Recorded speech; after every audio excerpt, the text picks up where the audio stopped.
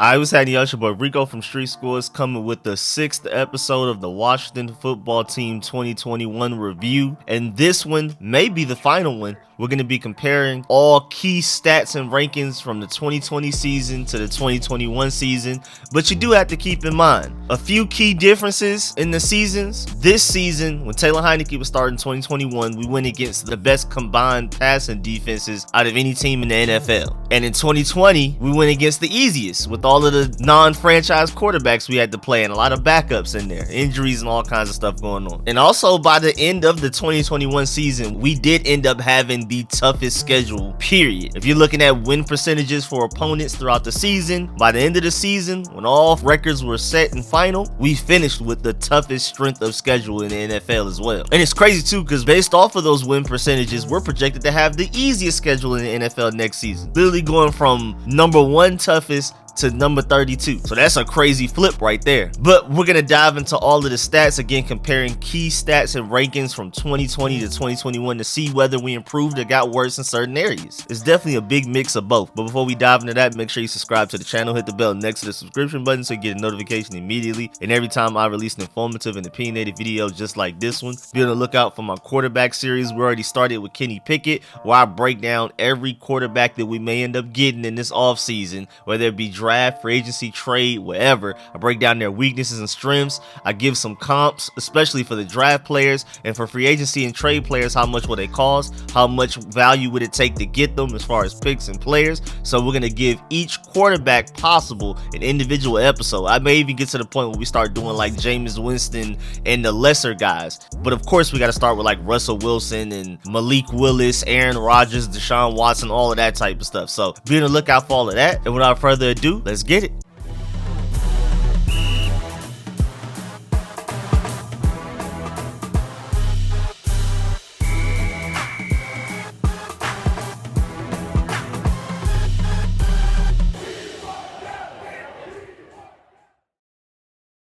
Alright, so starting with team finishes and ranks for the offense, and I'm gonna give y'all the 2021 stats and then compare them to what the 2020 stats were. In 2021, our offense finished with 323.6 yards per game, 21st. Last season it was 320.6 yards, 29th. And that's not like a big difference in yards, but that's a sizable difference in rank. And at the same time, we ran 62.9 plays per game, which was 17th in the NFL this season, compared to the 65.9 we ran in 2020, which was 9th. So those 2020 stats have an even larger gap. 9th in plays per game, but 29th in yards per game. Our offense was incredibly inefficient in 2020. This year wasn't great, but it was better than last year, at least in yards. And to prove how bad it was, this season we ended with 5.1 yards per play, 21st. Last season it was 4.9, 31st. And let's go to passing yards. We finished with 202.4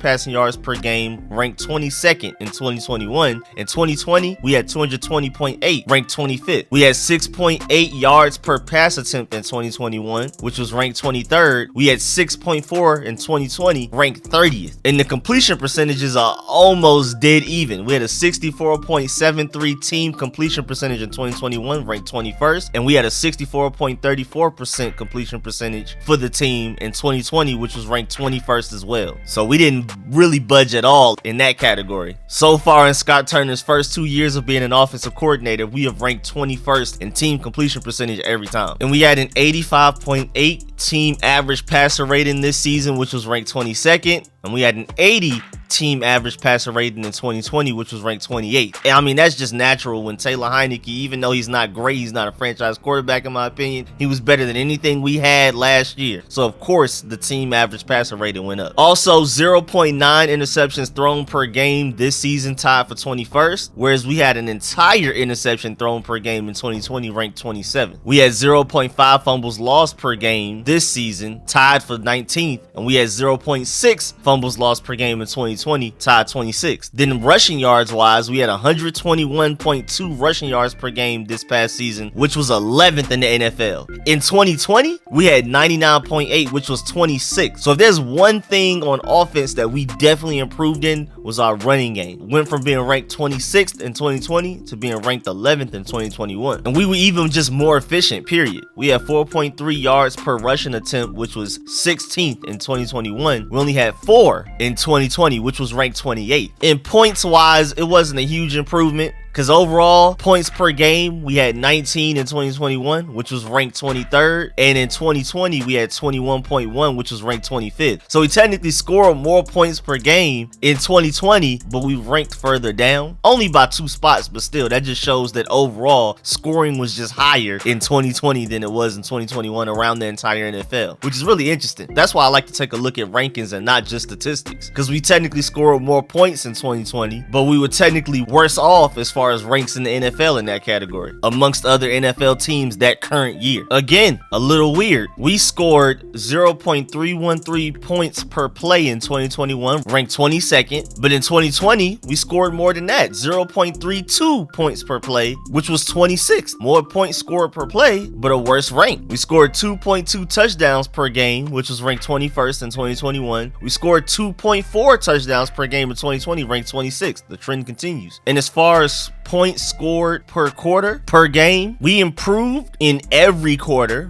except for the fourth quarter, because in 2021 we scored 5.8 fourth quarter points per game, which was tied for 21st. In 2020 we scored 8.1 fourth quarter points per game, which was 7th. Other than that, we improved in points scored per quarter per game. And then third down conversions are pretty much dead even. We had a 38.8 third down conversion percentage this past season, which was ranked 20th, and we had a 39.75 in 2020, which was ranked 21st. And I guess I can kind of understand that, because Alex Smith, even though I didn't really enjoy him as my starting quarterback, especially in 2020, one thing about it, he was converting some third downs with JD McKissic. Fourth down conversion wise, pretty much even as well. We went 16 of 32 on fourth downs converted this past season for 50%, tied 21st. In 2020, we converted 55%, which was also 21st. 2-point conversion percentage wise, just about the same thing as well. We had a 25% 2-point conversion percentage, which was tied for 25th this past season, but we only had a 14.29% in 2020, which was 26th. And then red zone touchdown percentage, of course we got worse, because we went on a really ugly dry spell, most notably that Green Bay Packers game when Logan Thomas got injured for a few weeks the first time, and we just didn't know how to score in the red zone. We had a 52% red zone touchdown percentage this past season, ranked 26th. We had a 58.82% in 2020, which was ranked 17th. So we definitely got worse in red zone touchdown percentage. But whenever Logan Thomas was healthy, technically we were more efficient than we were in 2020. But if you look at the season overall, because Logan Thomas was out and Scott Turner and Taylor Heineke and just the entire offense as a whole couldn't figure out how to score in the red zone without him. So overall throughout the season, we were worse than the 2020 season. But at times in the 2021 season, we were more efficient than we were in the 2020 season. Then moving the defense, in 2021, we allowed 25.5 points per game, which was ranked 25th. Remember, in 2020, our defense was crazy. We only allowed 21.2 points per game, which was ranked 5th. 2021, our defense allowed 0.408 points per play, ranked 26th. In 2020, our defense allowed 0.335, which was ranked 3rd. Again, before we move on though, the gauntlet of quarterbacks that we played in 2021 were way better than what we had to go against in 2020. I mean, the passing attacks we went against 2021 were crazy. Don't wish that on my worst enemy. Some of those, man, we went against like 4 or 5 of the top 7 quarterbacks alone. We went against Pat Mahomes, Aaron Rodgers, Josh Allen, Dak twice. Luckily for us, Dak wasn't on his A game when he played us, at least the first time. And we caught Russell Wilson while he was still a little banged up with his thumb injury. Justin Herbert, it was ugly, man. Whereas 2020, we were going against the likes of Ben DiNucci. And as far as first half points allowed per game, we were pretty much dead even going from 2020 to 2021. But in 2020 is where we killed it in second half points. We were first and third quarter points allowed per game, and fourth and fourth quarter points allowed per game in 2020. 2020. But in 2021, we were 14th in third quarter points allowed per game and 22nd in fourth quarter points allowed per game. If you look at second half overall, we were first in second half points allowed per game just overall in 2020, and we were 14th in 2021, which isn't bad, but it's a noticeable drop off from being first in the NFL in 2020. In yards allowed per game, 359.3 in 2021. That was ranked 22nd. We allowed 316.5 in 2020, which was ranked 5th. 5.7 yards per play allowed in 2021 was ranked 27th. We allowed 5 in 2020, which was ranked 4th. In 2021, we allowed 104.4 rushing yards per game, which was ranked 8th. We actually did worse than that in 2020, allowing 114.5 rushing yards per game, which was ranked 15th. I mean, that's why we were so serious about prioritizing linebacker in the offseason. That's kind of how we ended up with Jamin Davis. We wanted to fix our run game because our pass defense was elite, where we had a slight weakness in the run defense, and we went and got Jamin Davis, and that didn't help much at all, especially run defense wise. But moving on to passing yards allowed, we allowed 254.9 passing yards per game, which was ranked 29th in 2021. We only allowed 201.9 in 2020, which was ranked 3rd. One thing you also have to notice is that we were actually, scoring and moving the ball in 2021. So teams had more of an initiative to pass the ball against us this season as well. Not necessarily making excuses and saying that our passing defense wasn't worse than it was last year, but at the same time, one of the reasons our run defense was probably technically worse in 2020 was because teams were up against us and they just ran the ball more than they passed it. And in this past season in 2021, like I said, teams actually threw the ball quite a bit more against us just in general, because we were actually able to put up points and move the ball against opponent defenses this year as well. So teams weren't just up by 20 and just trying to chew clock against us this past season like they were in 2020 at times. But even so, even after all of that, as far as yards allowed per passing attempt, we allowed 7.3 in 2021, which was ranked 28th. We allowed 6 in 2020, which was ranked 4th. So our defense was just more efficient in general against the pass in 2020. We allowed 2.8 opponent offensive touchdowns per game in 2021, which is ranked 27th. In 2020, we only allowed 2.2, which was ranked 3rd. We allowed a 100.8 average team passer rating in 2021, which was ranked 28th.